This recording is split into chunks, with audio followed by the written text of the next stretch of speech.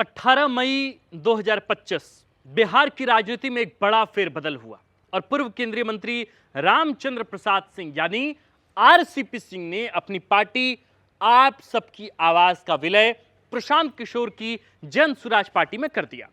पटना में सुबह 10 बजे आयोजित मिलन समारोह में आरसीपी सिंह ने कहा, मैं जन सुराज के साथ इसलिए जुड़ा हूं क्योंकि यह पार्टी बिहार के युवाओं और आम लोगों की आवाज बन सकती। प्रशांत किशोर की सोच और मेरे अनुभव से हम बिहार में बदलाव ला सकते हैं। प्रशांत किशोर ने इस मौके पर कहा, आरसीपी सिंह जैसे अनुभवी नेता का हमारे साथ आना जन सुराज को नई ताकत देगा। हम साथ मिलकर बिहार की शिक्षा और रोजगार के क्षेत्र में आगे ले जाएंगे। ठीक बात है, अनुभवी नेता हैं, जन सुराज के काम आएंगे ही, शायद जन सुराज भी उनके काम आए और दोनों की नैया पार हो जाए। दिलचस्प बात है कि पिछले 2 वर्षों में जन सुराज उनकी चौथी पार्टी। वे पहले नीतीश कुमार के साथ थे, फिर भाजपा के हुए, लेकिन नीतीश फिर एनडीए में लौट आए तो उन्हें मजबूरन अपनी पार्टी बनानी पड़ी और अब वे प्रशांत किशोर के साथ हो चले। बिहार की इस राजनीतिक घटनाक्रम से कुछ जरूरी सवाल उठ खड़े होते हैं, जैसे आरसीपी सिंह प्रशांत किशोर के लिए कितने कारगर साबित हो सकते हैं। इसी तरह पीके आरसीपी सिंह के लिए कितने फायदेमंद होंगे।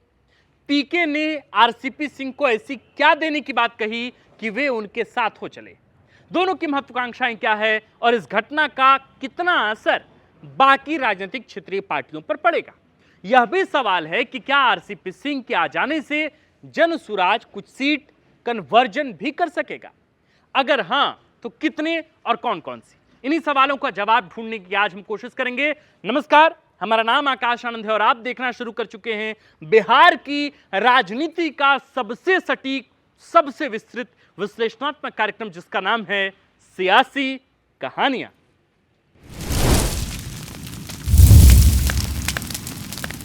सबसे पहले दर्शकों समझते हैं कि आरसीपी सिंह हैं कौन और उनकी राजनीतिक कहानियां क्या है और वे क्यों इतने महत्वपूर्ण आंके जाते हैं। रामचंद्र प्रसाद सिंह 1984 बैच के उत्तर प्रदेश कैडर के आईएएस अधिकारी थे। उनका जन्म बिहार के नालंदा जिले में हुआ, जो मुख्यमंत्री नीतीश कुमार का गृह जिला भी है। अपनी प्रशासनिक सेवा के दौरान उन्होंने कई महत्वपूर्ण पदों पर कार्य किया और अपनी कार्य कुशलता के लिए जाने गए।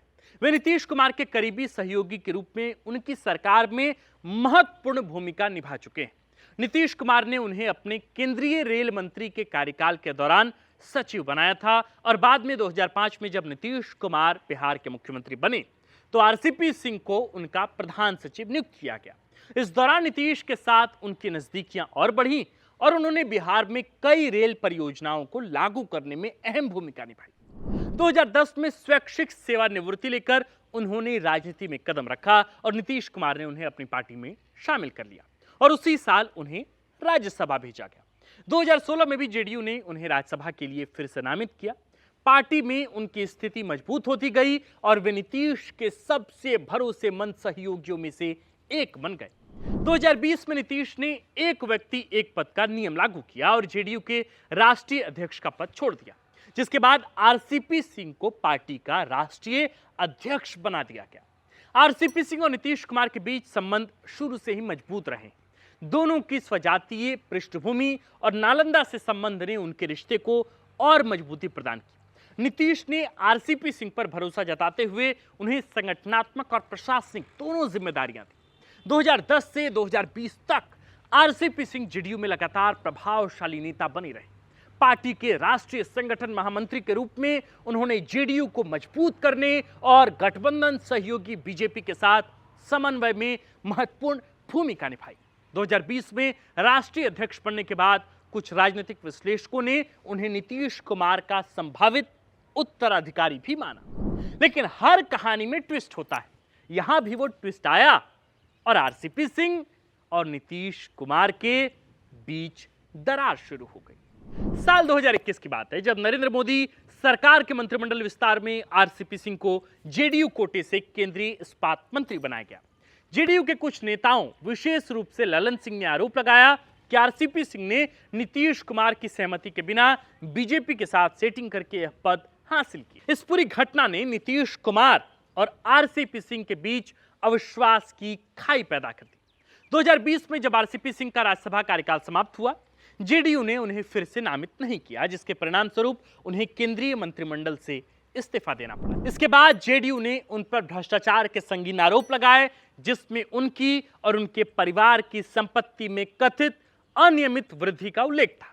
जेडीयू ने दावा किया कि 2013 से 2022 तक आरसीपी सिंह और उनके परिवार ने नालंदा जिले में करीब 40 बीघा जमीन खरीदी। इन आरोपों के बाद जेडीयू ने आरसीपी सिंह को पार्टी से बाहर का रास्ता दिखा दिया। कहानी यहीं खत्म नहीं होती, इसके बाद की कहानी आप जानते हैं। आरसीपी सिंह ने भाजपा का दामन थाम लिया।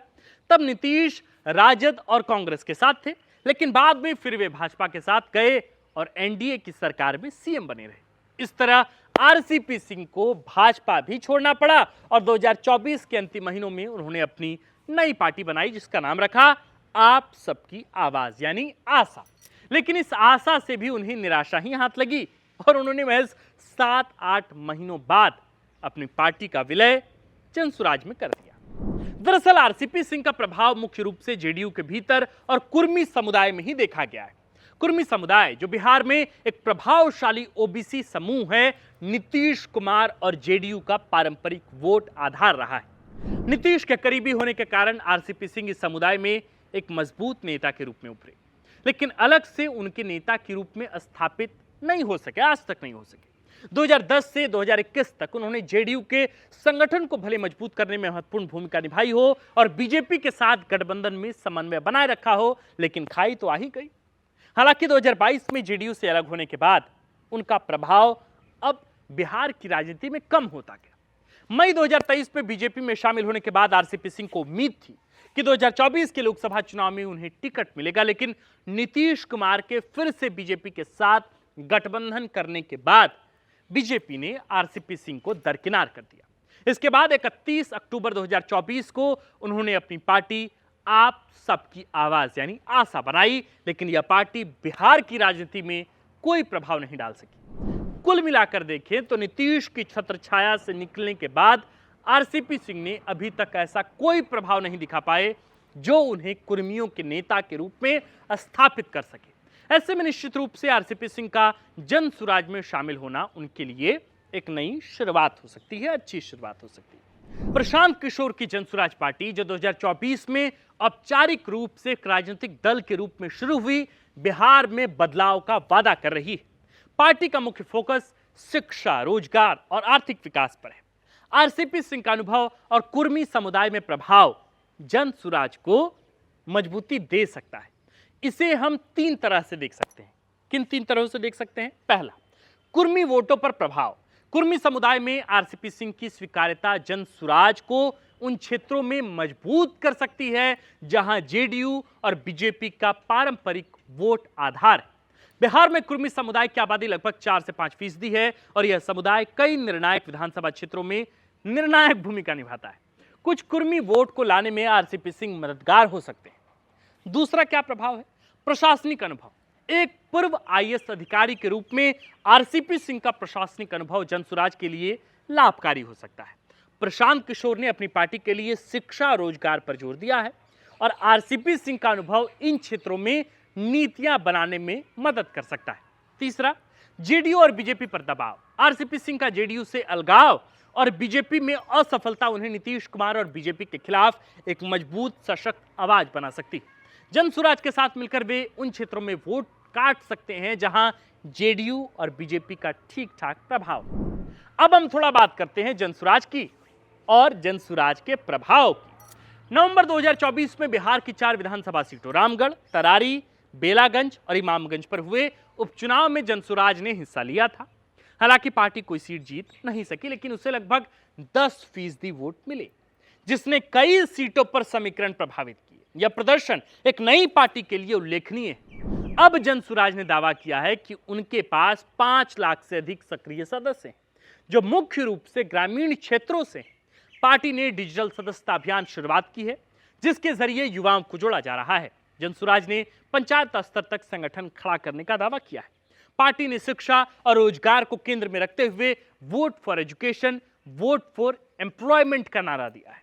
दूसरी तरफ प्रशांत किशोर एक जाने माने राजनीतिक रणनीतिकार हैं, जिन्हें 2014 में बीजेपी और 2015 में नीतीश कुमार की जीत में अहम भूमिका निभाई थी। उनकी रणनीतिक समझ और युवाओं में अपील जनसुराज को एक मजबूत विकल्प बना सकती है। आरसीपी सिंह के जनसुराज में शामिल होने से पार्टी को अनुभवी नेतृत्व और कुर्मी समुदाय का समर्थन मिल सकता है।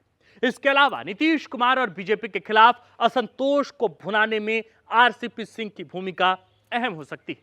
हालांकि यह देखना होगा कि क्या आरसीपी सिंह अपनी पुरानी छवि को फिर से स्थापित कर पाएंगे। जितने प्रभावशाली वे नीतीश युग में थे, क्या प्रशांत किशोर की छत्रछाया में रहकर या उनके साथ कंधे से कंधा मिलाकर क्या वे उतने ही प्रभावशाली नेता जनसुराज में बन पाएंगे?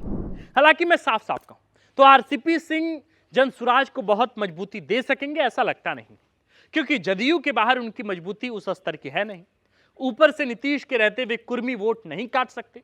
अगर वे ऐसा कर पाए तो यह चमत्कार से कम नहीं होगा, लेकिन फिर भी प्रशांत किशोर को एक अनुभवी नेता तो जरूर मिला है और आरसीपी सिंह को एक नाव जिस पर सवार होकर वे इस बार का चुनाव पार करना चाह रहे हैं। देखिए, मेरे हिसाब से उनका मकसद, आरसीपी सिंह का मकसद बहुत साफ है, बहुत क्रिस्टल क्लियर है कि उन्हें अपने लिए एक सुरक्षित सीट चाहिए जहां से वे चुनाव जीत सके। वे विधानसभा पहुंच जाए, इससे अधिक क्या हो सकता है। अगर पार्टी कुछ सीटें और गेन कर ले और जीत ले तो और मजबूती मिलेगी और आगे के लिए द्वार भी खुलेंगे।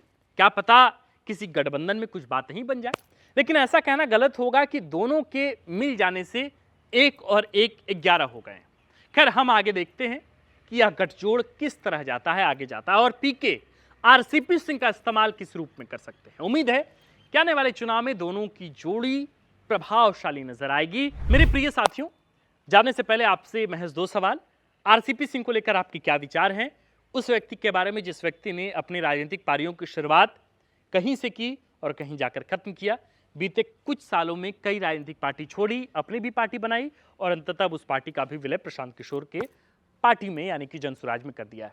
तो आप आरसीपी सिंह को लेकर व्यक्तिगत विचार क्या रखते हैं, ये हमें पहले तो कमेंट बॉक्स में बताएं। दूसरा, आरसीपी सिंह के जनसुराज में आने से क्या बदल जाएगा? क्या वाकई आरसीपी सिंह इतने बड़े कद के नेता हैं कि जिनके होने से बिहार की सियासत में उथल पुथल मच जाएगा, जिनके जनसुराज में जाने से जनसुराज की नैया पार हो जाएगी? क्या होगा आरसीपी सिंह के चले जाने से? क्या समीकरण बदल जाएंगे? किसको नुकसान होगा, किसको फायदा होगा? अगर आप कुछ कैलकुलेट कर पा रहे हो तो हमें कमेंट करके बताएं। बाकी जाने से पहले आपसे एक बात और कहना चाहूंगा। द फोर्थ पिलर बिहार ने अपनी सीरीज की, एक नई सीरीज की शुरुआत की है बिहार विधानसभा चुनाव के मद्देनजर। इस सीरीज का नाम हमने जनमत यात्रा रखा है। इस यात्रा की शुरुआत हमने कर दी है। हम इस वक्त बिहार के भागलपुर जिले के कहलगांव विधानसभा सीट से इस यात्रा की शुरुआत कर रहे हैं और इस यात्रा के जरिए हम यह जानने समझने की कोशिश करेंगे जमीनी स्तर पर कि जो जन आवाज है, जो जनमत है लोगों का, वो किसके पक्ष में है। क्या वे एनडीए की सरकार की वापसी चाहते हैं? क्या वे तेजस्वी यादव को चाहते हैं? बीते 5 वर्षों में नीतीश कुमार का हर एक फैसला उनके पक्ष में रहा है, जनता के पक्ष में रहा है, जनता के खिलाफ रहा है।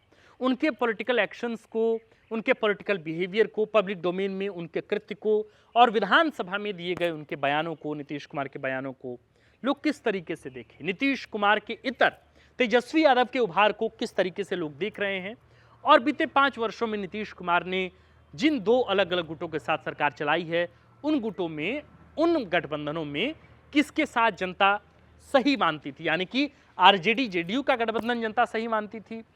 तेजस्वी यादव जब अलग हो गए या यूं कह कि नीतीश कुमार अलग हो गए और बीजेपी के साथ नीतीश कुमार आ गए, तब का गठबंधन जनता अच्छा मानती है। क्या अच्छा है जनता के समक्ष, जनता की नजरों में, हम वही टटोलने के लिए जमीन पर निकल पड़े हैं। इसलिए अगर आपको ग्राउंड रिपोर्ट देखनी है, जनता का मूड समझना है, बिहार के अगले मुख्यमंत्री के तौर पर किस नेता का नाम जनता के दिमाग में चल रहा है, अगर उस नाम को समझना है तो आप सब्सक्राइब कीजिए हमारे चैनल को और सीरीज को देखना शुरू कीजिए, प्रारंभ कीजिए, जिसका नाम है जनमत यात्रा। शुक्रिया।